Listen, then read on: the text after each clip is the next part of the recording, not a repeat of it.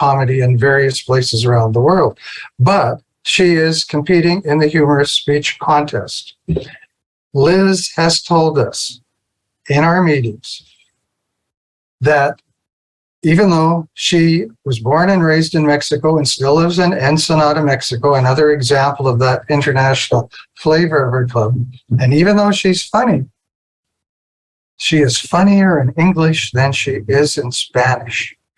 And for those of you who have ever watched British comedy, you will know that British comedy is very different than American comedy. And Australian comedy is different than all of those kinds. Having said that, why we're asking Kyle to evaluate Liz's presentation is, number one, he's an evaluation champ, a great one from District 72. And number two, he comes from the UK, where they do have a different sense of humor. So we're going to find out what Kyle thinks about Liz's presentation today. That'll be a chance for you to watch Kyle in his evaluator role. So we will move to Liz's speech. Liz has moved this speech through 2 or 3 iterations in her own club Circle of Gold. She's changed the title, and it will probably change again. But today we are introducing our next speaker, Liz Chavez, with her presentation entitled Clash. Clash. Liz Chavez. I own over 20 books that I haven't read. How did that happen? Every time I finished one, I bought 2 or more. My shelf couldn't take it anymore. I had what the Polish call the heel of shame.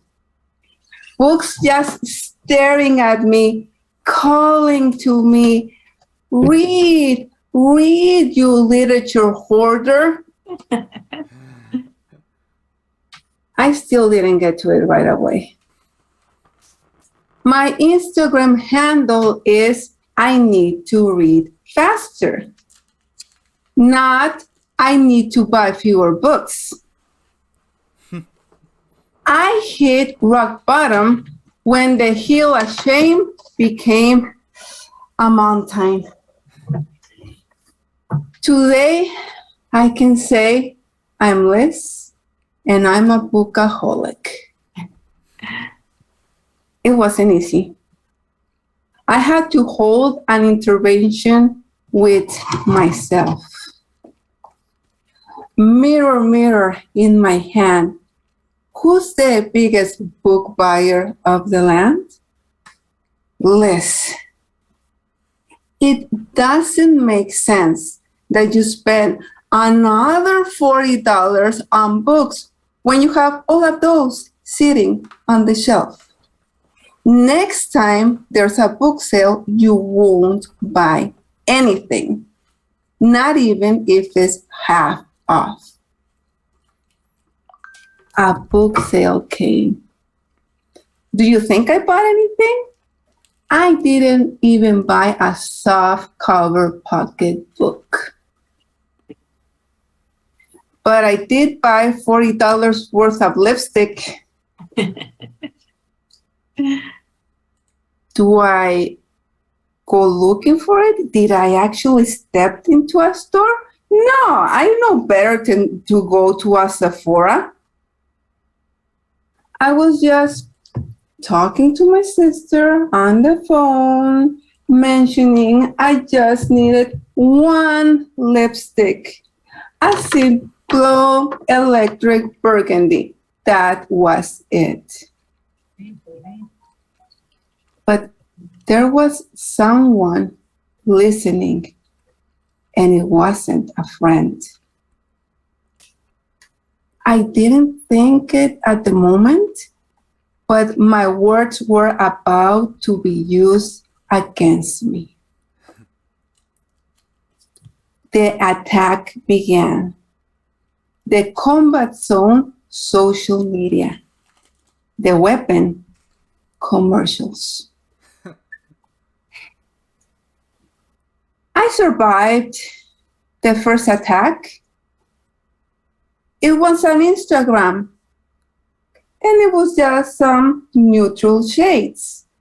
I don't use either that much. The second attack, I began to crack. The ante was elevated. The weapons, Candy Yum Yum and Rosie Rose. I shakenly stood my ground. Then they poured on my Facebook.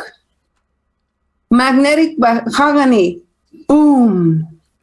Fantastic plum, boom. And mango tango. I gave in. As a millennial, can you blame me? Facebook is to millennials what email is to baby boomers. I know that nothing like this has ever happened to any of you, right?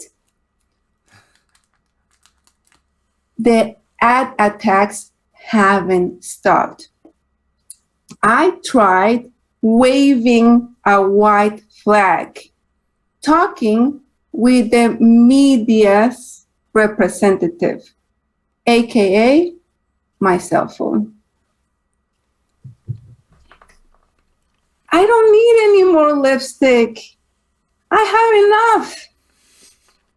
These books will last me for a whole year. I didn't get any mercy.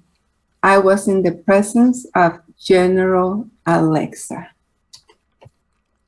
Two can play that game. This means war. Alexa, tell me how to disable artificial intelligence? Alexa responded, I recommend the book Surrender to Your Enemy. I counterattacked. Alexa, how do I stop artificial intelligence production? Some commercials appear. High lead content makeup.